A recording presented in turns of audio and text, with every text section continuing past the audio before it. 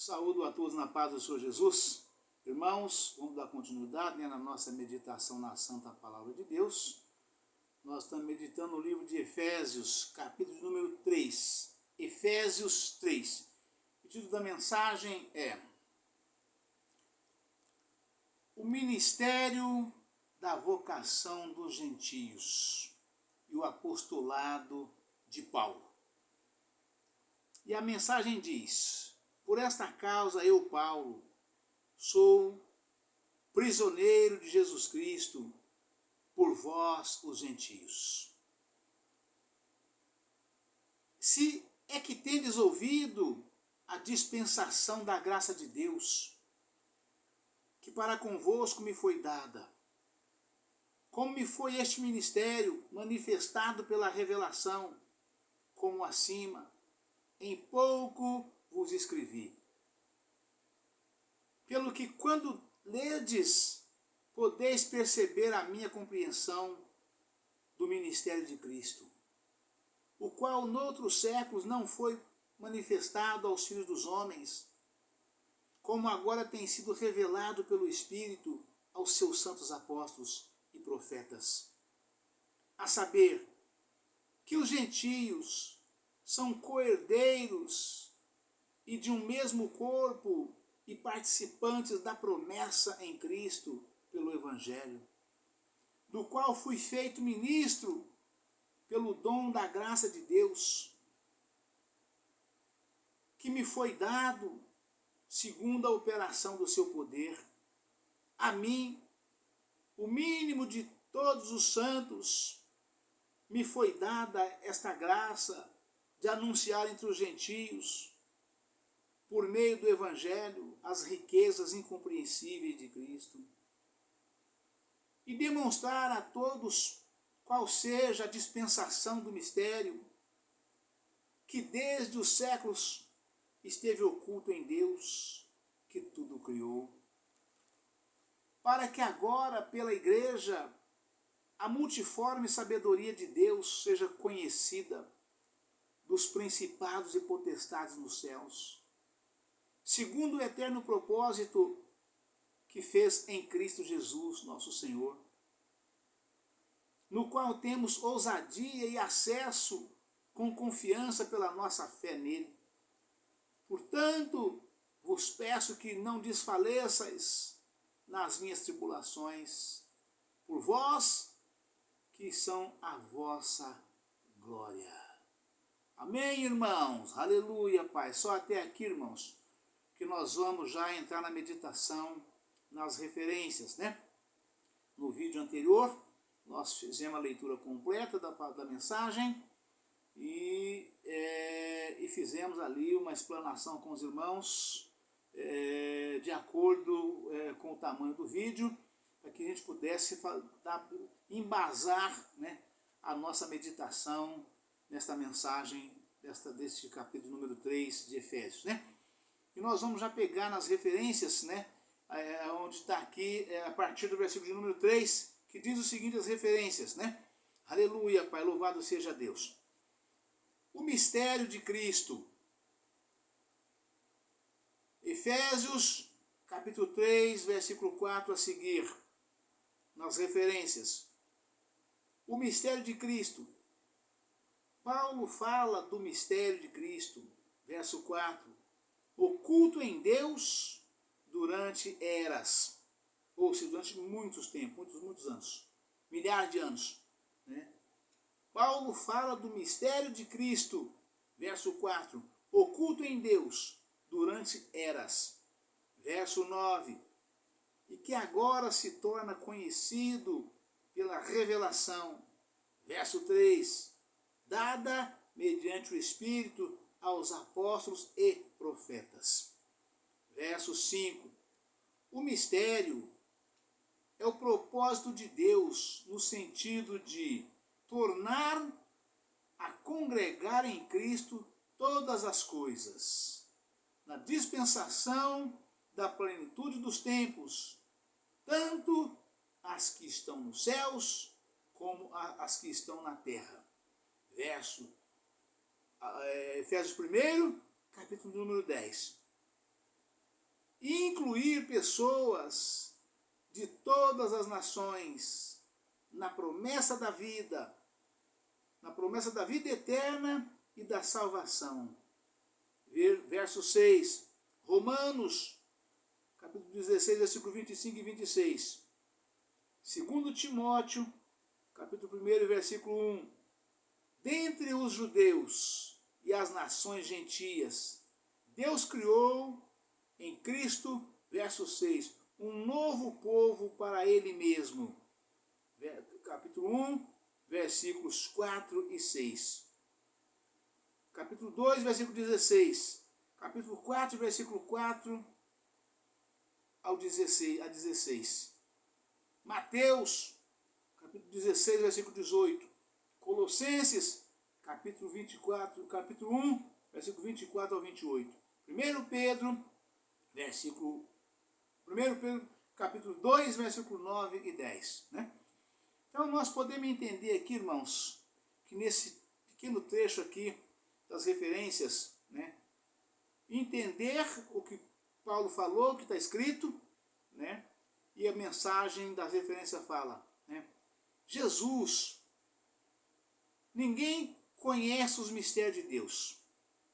Deus faz as coisas de acordo com o seu entendimento e Ele não tem obrigação de falar para ninguém o que Ele vai fazer, por que Ele vai fazer, como é que Ele vai fazer. Ele faz o que faz e pronto, e acabou. Né? Eu sou e não há ninguém comigo. Eu sou e comigo não há outro. Eu sou o alfa e o ômega. Eu sou o princípio e o fim. Né? Então, de modo que nós não sabemos o mistério de Deus, somente temos conhecimento e entendimento à medida que o Senhor nos revela. Né? Eu fico maravilhado de lembrar, eu era ainda novo convertido, e na igreja o Senhor usando um varão, esse varão olhou para mim e me disse, em divina revelação do Espírito Santo de Deus, o Senhor manda te falar que Ele vai te revelar os mistérios dos céus. E eu fico maravilhado porque as coisas têm acontecido, sabe, irmãos? Quanta coisa está oculto que eu não posso passar para os irmãos, eu não devo passar, não tenho direito de passar. Mas quanta coisa o Senhor tem me mostrado, o Senhor tem me revelado, e eu louvo e glorifico a Deus por tudo isso, porque o Senhor tem cumprido na minha vida aquilo que Ele me prometeu. Né? E eu tenho entendido e recebido de forma com muita humildade e com toda gratidão a Deus por estar me mostrando coisas tão profundas. Né? E aí Paulo fala disso aqui, né, sobre os mistérios de Deus. Porque quando Deus enviou Jesus, Jesus foi enviado para os seus. Ele foi concebido no seio de uma virgem chamada Maria Santíssima, né? Uma virgem sem pecado, uma virgem imaculada, sem mancha, sem mácula. Né? Ela foi escolhida para ser a mãe do nosso Salvador. Concebida no seio dela por virtude do Espírito Santo. Quando o anjo do Senhor apareceu para ela e disse para ela, né? O anjo apareceu para ela, saudou ela e disse para ela da grandeza que ela teria em ser a mãe do nosso Salvador. Né? E o anjo apareceu e saudou ela. Salve Imaculada, e outras coisas mais que o anjo falou ali. Né? E ela viu, entendeu, recebeu, porque o Senhor firmou ela na fé, para que ela pudesse suportar a presença do anjo de pé, revelando a ela alguns mistérios que haveriam de acontecer na vida dela. Né? E ela, quando ela ouviu assim, atentamente o anjo falando com ela, tudo que aconteceria, né? E ela perguntou, mas como é que eu não conheço varão, posso conceber? Né? Aí o anjo falou para ela, que ela conceberia nas virtudes do Espírito Santo, a sombra do Espírito Santo do Senhor pousaria sobre ela, e ela conceberia do Espírito Santo, o Filho de Deus, nasceria dela para ser o nosso Salvador. o Salvador da humanidade. Mas Maria era judia, né? Ela era do Belém da Judéia, então, portanto, ela era judia. E Jesus veio para os seus.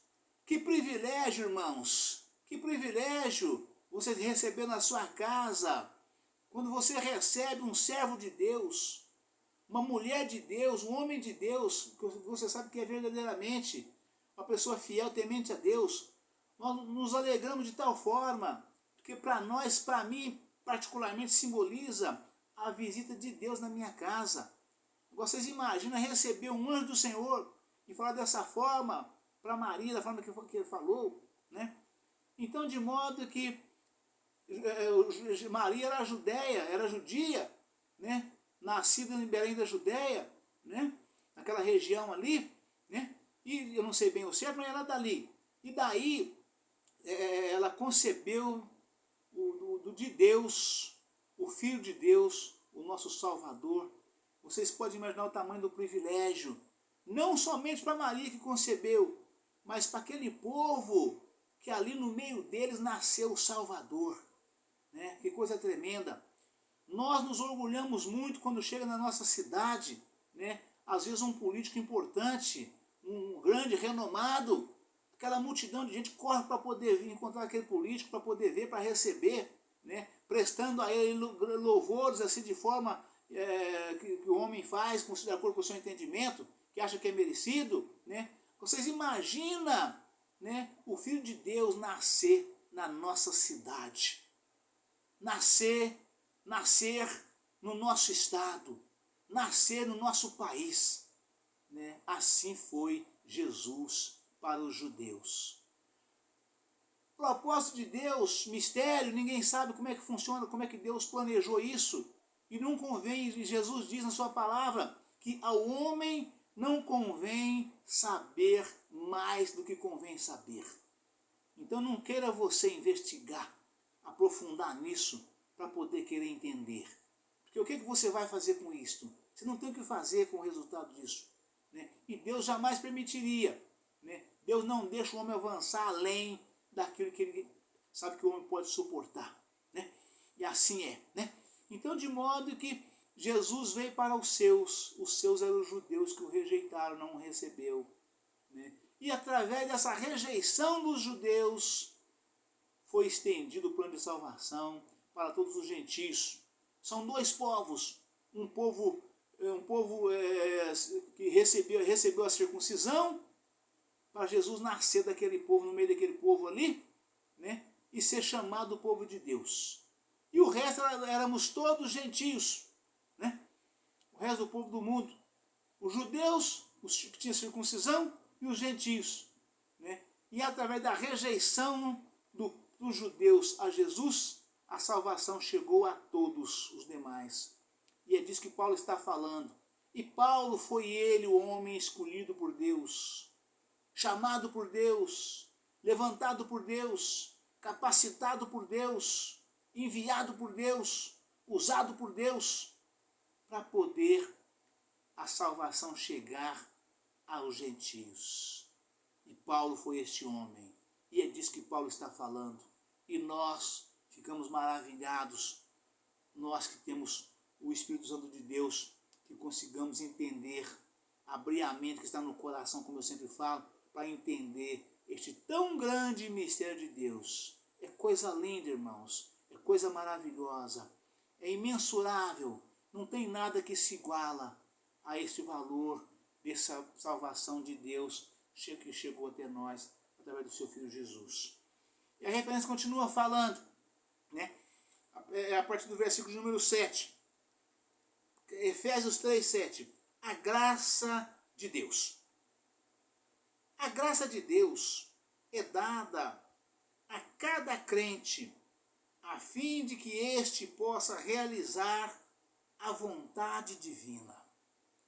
É uma força poderosa que flui do Cristo ressurreto, ou seja, Cristo ressuscitado, e opera por meio do Espírito Santo que habita no crente.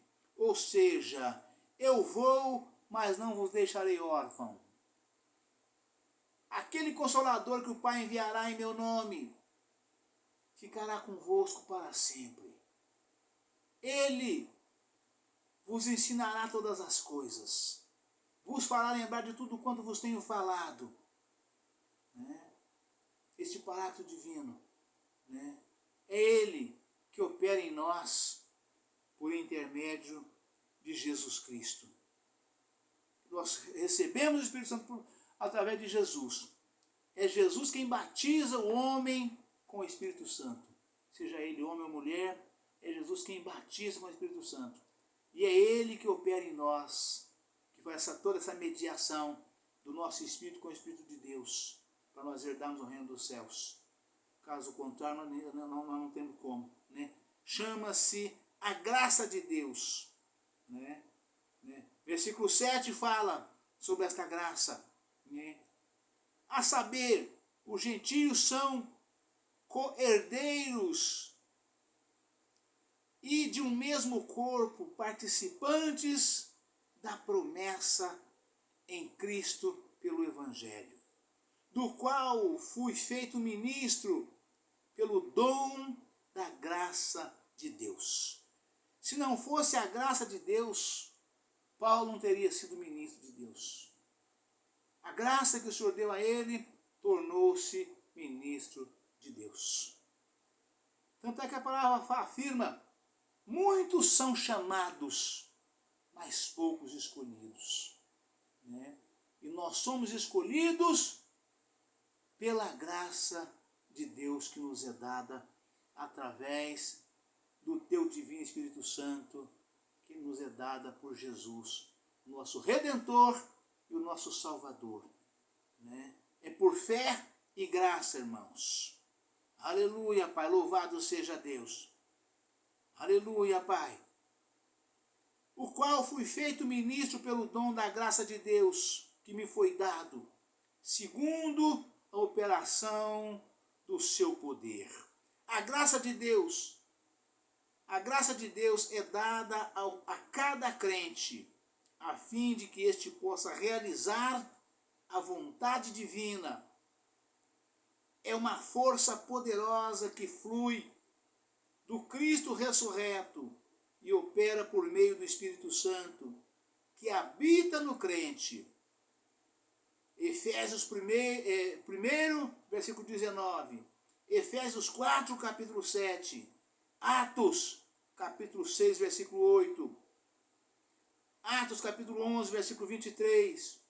Atos, capítulo 14, versículo 26. 1 Coríntios, capítulo 15, versículo 10. 2 Coríntios, capítulo 12, versículo 9.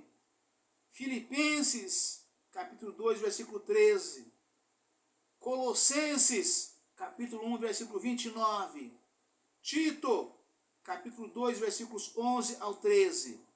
Pelo estudo, fé e graça, página 1407. Amém, irmão? Deus abençoe a todos. Um forte abraço. Fica todos na paz do Senhor Jesus. Amanhã estaremos de volta com um novo vídeo, uma nova mensagem em nome do Senhor Jesus. Amém? Aleluia, Pai. Louvado seja Deus. Glória a Jesus.